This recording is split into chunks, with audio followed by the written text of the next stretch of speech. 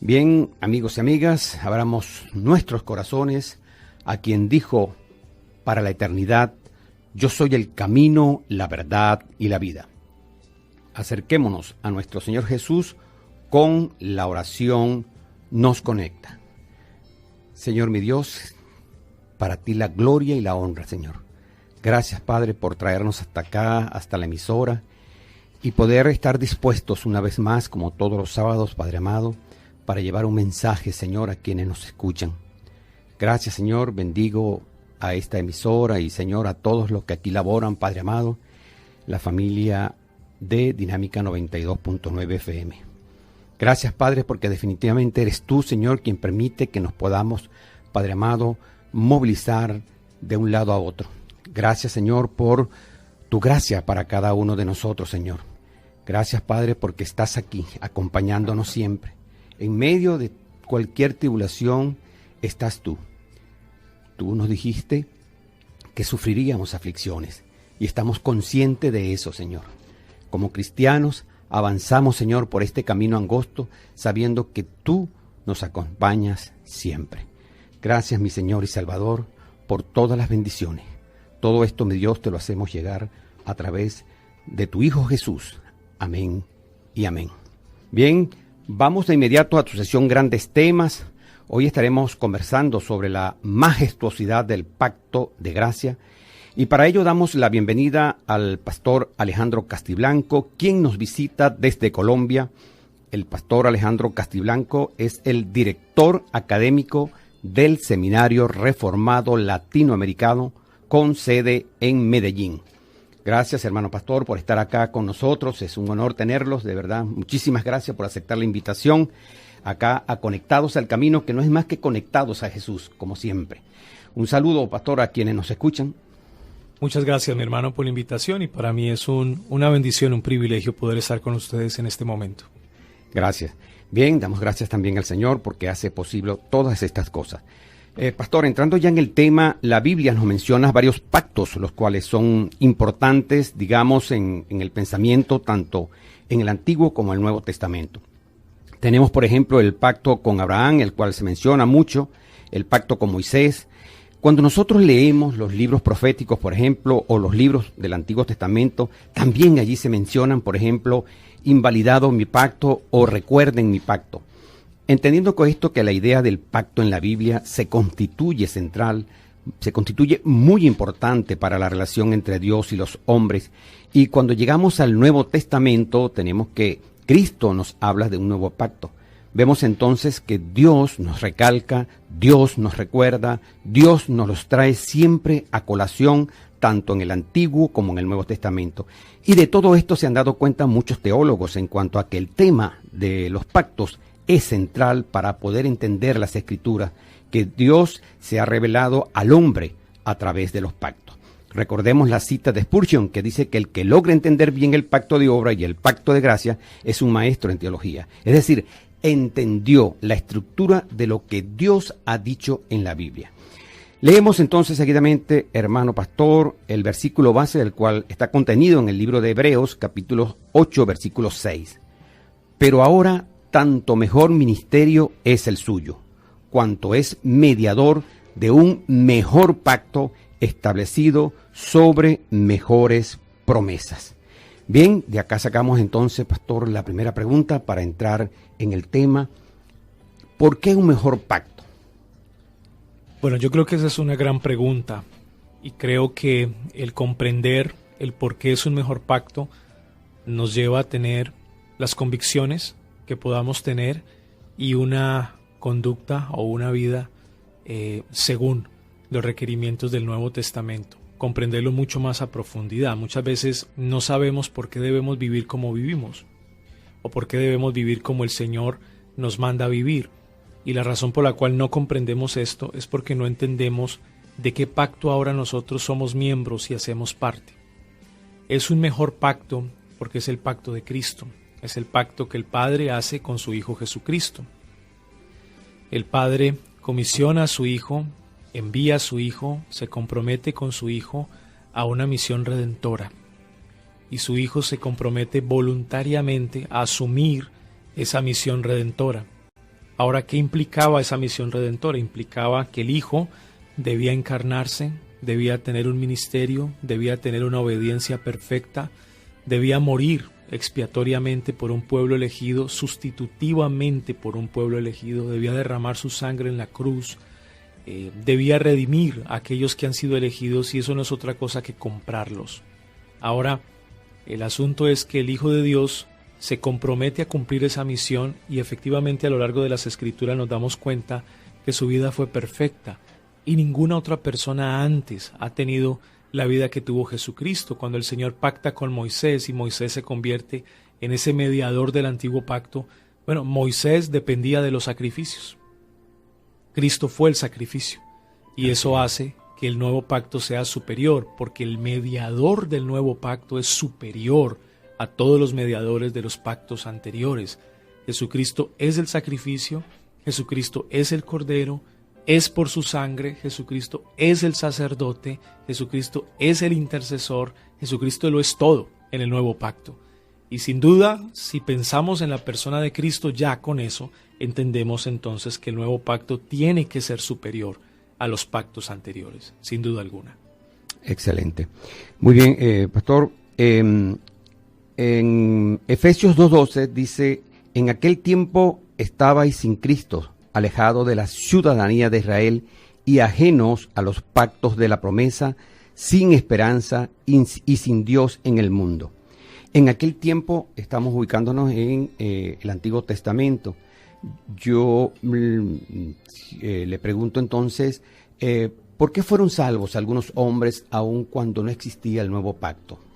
Ellos fueron salvos a través de la fe, como lo dice Génesis capítulo 15, dice que la fe de Abraham le fue contada por justicia. Sin duda, los hombres en los pactos anteriores debían creer la promesa. Note que el versículo que citaste dice, alejado de los pactos, plural, de la promesa, singular. Correcto.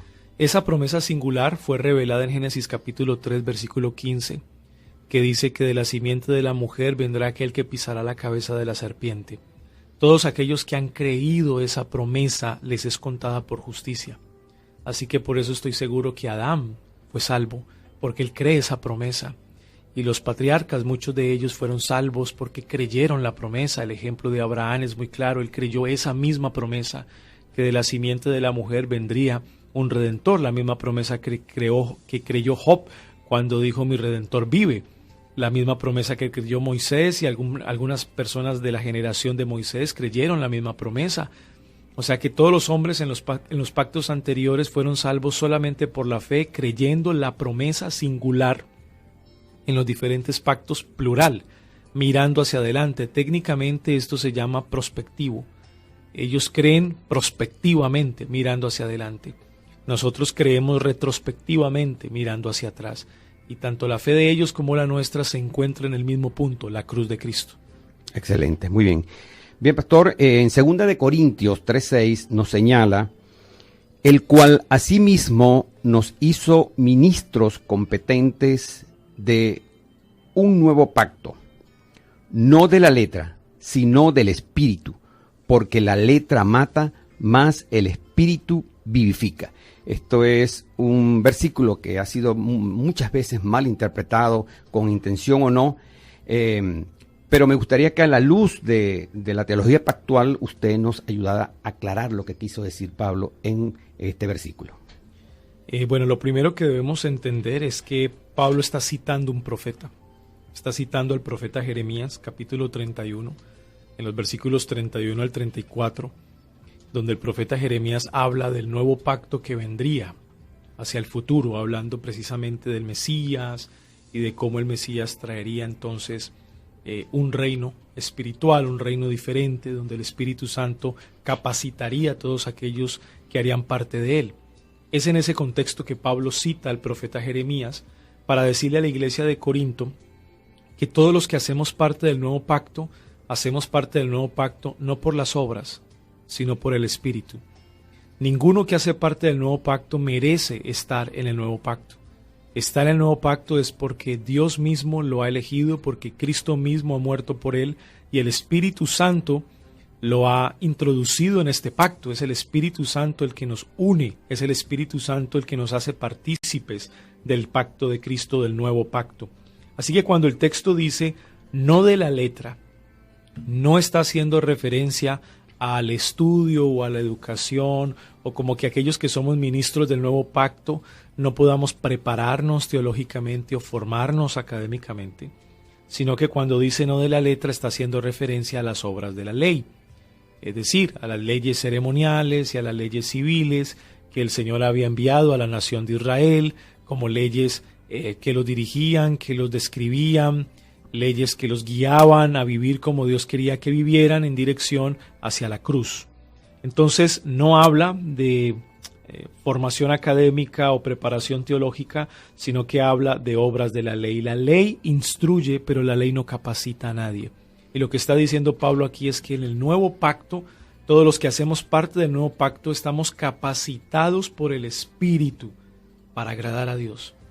La ley no capacita a los ministros del nuevo pacto, ni capacita a ninguna persona que hace parte del nuevo pacto. La ley nos sigue instruyendo.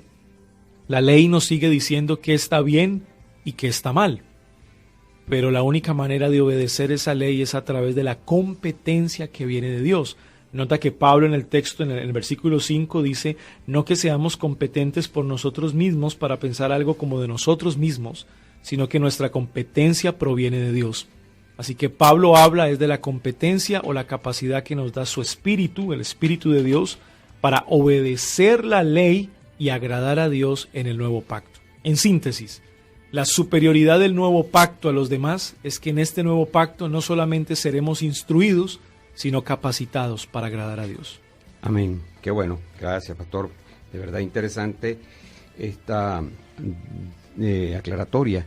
Pastor, la teología pactual versus dispensacionalismo. ¿Qué podemos brevemente ver allí como una diferencia bien puntual entre ambas? Bueno, yo creería que la diferencia más grande es la continuidad.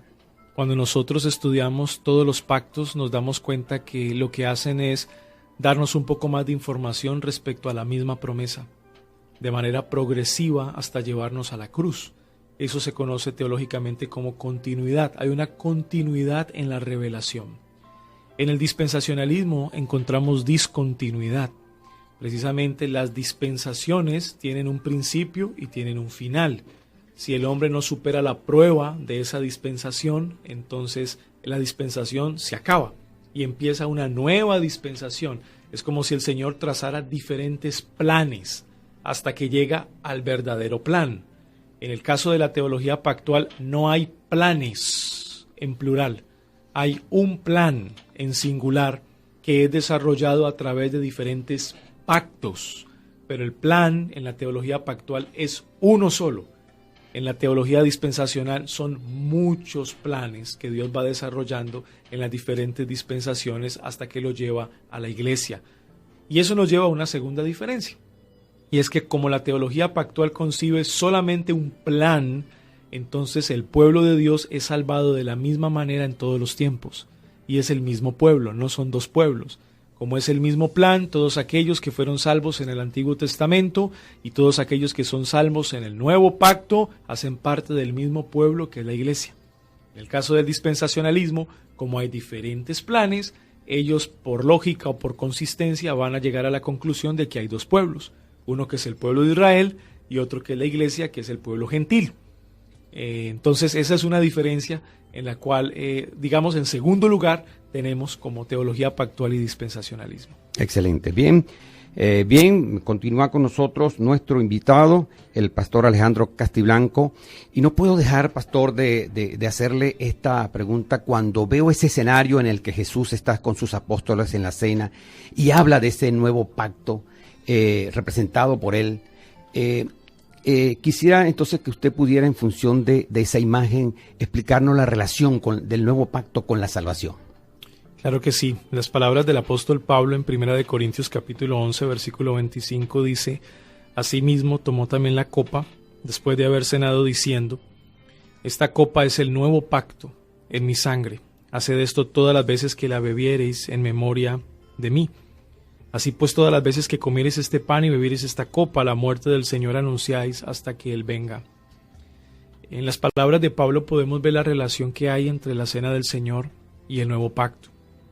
Y es que la cena del Señor sirve como recordatorio a lo que Cristo hizo por su pueblo en la cruz, a lo que Cristo hace por su pueblo en el presente y a lo que Cristo hará por su pueblo en el futuro.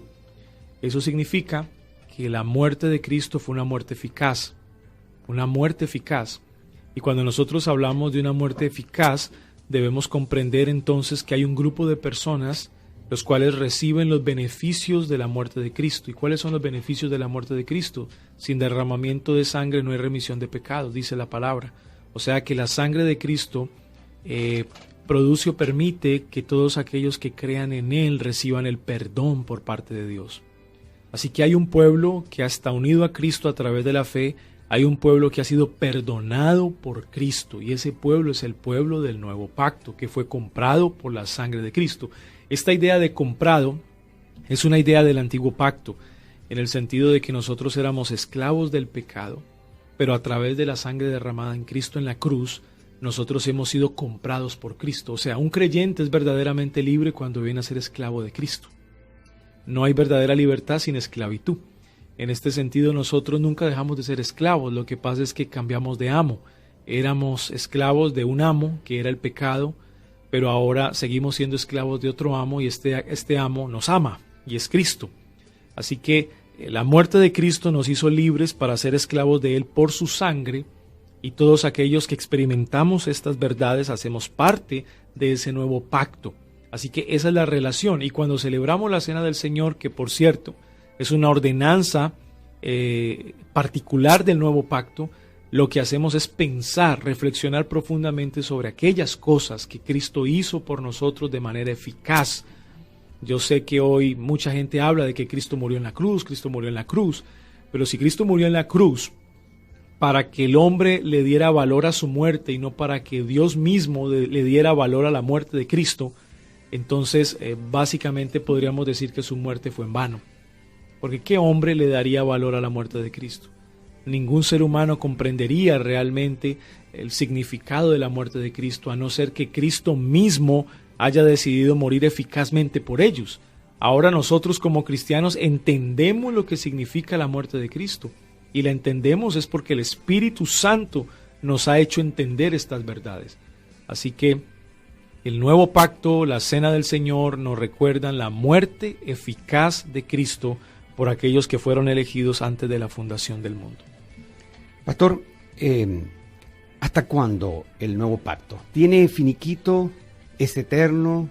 ¿Hasta cuándo nos dura el nuevo pacto? Es eterno, sin lugar a dudas es eterno. El nuevo pacto fue gestado en la eternidad entre el Padre y el Hijo. Es un pacto de obediencia de Cristo al Padre. Y por la obediencia de Cristo al Padre nosotros recibimos las bendiciones de esa obediencia. Y las bendiciones de esa obediencia es el nuevo pacto para nosotros. Por eso recibimos una promesa de salvación, la cual debe ser creída por la fe. Y eso no se acaba, o sea, eso no tiene final, eso es eterno. Nosotros en este momento como iglesia nos encontramos en el reino espiritual de Cristo. Pero el reino espiritual de Cristo será consumado en su segunda venida, dice 1 Corintios capítulo 15. Pero luego iniciará otro reino, que será el reino eterno. Y la pregunta es, ¿entonces el nuevo pacto llega hasta vigencia? La segunda venida Correcto. De Cristo? La respuesta es, será eterno. Aun cuando vayamos al reino eterno, recordaremos los beneficios del nuevo pacto. O sea, el por qué estaremos en el reino eterno. Estaremos en el reino eterno por lo que Cristo hizo por nosotros. Amén. Bien, pastor, de verdad que doy gracias al Señor por tenerlo acá con nosotros, y definitivamente pues la posibilidad de volverlo a tener no sé cuánto, pero este espacio acá en Barquisimeto está a la orden para cuando nos vuelva a visitar y poder compartir la palabra tan necesaria, tan importante, ¿no? Ese alimento espiritual del cual necesitamos todos. Bien, pastor, quisiera que usted nos diera entonces una reflexión final de todo esto que hemos hablado, de lo que es la teología pactual. Bueno, mi hermano, a la luz de saber todo lo que Cristo ha hecho por nosotros, de todos los beneficios que recibimos por medio de la fe, de lo que Él alcanzó por nosotros, la pregunta que debemos hacernos es ¿cómo debemos vivir entonces? cómo debemos vivir entonces. Y yo creo que el Nuevo Testamento es muy claro al respecto de cómo debemos vivir entonces ahora que hacemos parte de un mejor pacto, donde no solamente somos instruidos a través de la ley, que es su palabra, sino que somos capacitados por su Espíritu para agradarle. Dice Efesios capítulo 4, yo pues preso en el Señor os ruego que andéis como es digno de la vocación con que fuisteis llamados. Y esa palabra andar en la carta a los Efesios viene de una palabra griega que es peripateo. Y ese término peripateo habla de aquel que se conduce o alguien que sigue un patrón. En este contexto, entonces, lo que el apóstol Pablo le dice a la iglesia es que ahora que hacemos parte de un mejor pacto, nuestra conducta, nuestra vida, el camino por donde debemos andar debe ser digno, debe estar a la altura de lo que Cristo hizo por nosotros. Y cuando vamos más adelante, en el capítulo 5, versículo 2, Pablo dice andad en amor. Entonces empezamos a comprender que el nuevo pacto nos permite entender que hemos sido amados por Dios a través de Cristo. Y que si hemos sido amados por Dios a través de Cristo, nuestro deber peripateo, por donde debemos caminar, debe ser con ese mismo amor. Por eso Cristo le dijo a los discípulos, en esto conoceréis que vosotros sois mis discípulos, en que se aman unos a otros y se aman como yo os he amado. Así que el estándar de amor de aquellos que hacen parte del nuevo pacto es el amor de Cristo. La reflexión que debemos hacer es cuánto estamos caminando con Cristo, cuánto estamos amando como Cristo nos amó. Si Cristo nos amó, nosotros entonces debemos amarnos primeramente.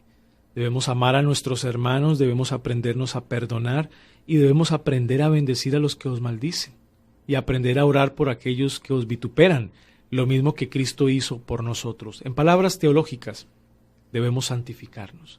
El nuevo pacto debe producir en nosotros de manera orgánica santificación. Así que no es decir, ahora que hago parte del nuevo pacto y que entiendo que la salvación es solamente por gracia, puedo vivir como yo quiera. No, yo creo que ahí hay un mal entendimiento de lo que es el nuevo pacto como pacto de gracia. Es al revés. Si ahora estoy o hago parte de un nuevo pacto con mejores promesas, con un mejor mediador, ahora debo vivir como el mediador me ha llamado a vivir. Y eso no es otra cosa que santificarme. Y Pablo a lo largo de sus cartas, lo vemos en la segunda carta a los Corintios, en Gálatas, lo vemos en Efesios, lo vemos en Colosenses, en Filipenses. En las últimas partes de sus cartas siempre hace un llamado a la vida práctica. Así que una persona que entiende bien qué es el nuevo pacto se está santificando continuamente. La pregunta es, ¿cómo nos santificamos? Haciéndonos o usando mejor los medios de gracia que el Señor ha preparado para nosotros. Debemos asirnos de esos medios de gracia. La oración personal, la oración corporativa, el estudio de las Escrituras personal, el estudio de las Escrituras exponiéndolos en la predicación, en el culto, la participación de las ordenanzas, la cena del Señor, todos son medios de gracia que nos permite santificarnos. Así que, repito, una persona que entiende muy bien lo que significa el nuevo pacto y las bendiciones del nuevo pacto, hoy por hoy debe ser una persona comprometida con su santificación. Eso es consistente. Excelente, pastor. Se me ocurre, pastor, todavía nos queda un minuto para ver si sintetiza ¿cómo hacemos práctico? El cristiano, ¿cómo hace práctico en su vida la teología pactual? Desde el punto de vista eclesiológico, o sea, ¿cómo lo convierte para él, para hacerlo práctica diaria? Tiene que ser miembro de una iglesia local. O sea, un cristiano que entiende la teología pactual debe ser miembro de una iglesia local, porque entiende que el nuevo pacto es exclusivo solo para personas que han experimentado la regeneración, y eso se materializa en la membresía de una iglesia local. Personas que han nacido de nuevo y se comprometen con esa iglesia local. O sea que una aplicación práctica eclesiológica del nuevo pacto es que usted como cristiano se hace miembro de una iglesia local. Usted no está, como se dice, castizamente saltando de iglesia en iglesia. No, alguien que ha comprendido el nuevo pacto busca una iglesia bíblica donde se debe ser miembro de la iglesia bíblica. Excelente, muchísimas gracias, pastor. El pastor Alejandro Castiblanco nos visitó desde Colombia. Es director académico del Seminario Reformado Latinoamericano. Está dictando unos talleres. Culminan hoy los talleres, ¿no, pastor? Sí, señor. Sí, muy bien. Bueno, lo esperamos para la próxima vez cuando el Señor lo permite y nos podamos tener nuevamente en nuestra ciudad de Barquisimeto. Le reitero nuestra gratitud en el nombre de mi esposa y el mío por acompañarnos en el programa Conectados al Camino. Muchísimas gracias por estar allí. Eliezer Cordero estuvo acompañándonos desde los controles y musicalización. La voz que nos presenta y nos despide, William Mendoza. Como moderador, José Luis Coello Mendoza. Nos dirigió nuestro amado hermano Manuel Felipe García. Hasta el próximo sábado. Dios me los bendice.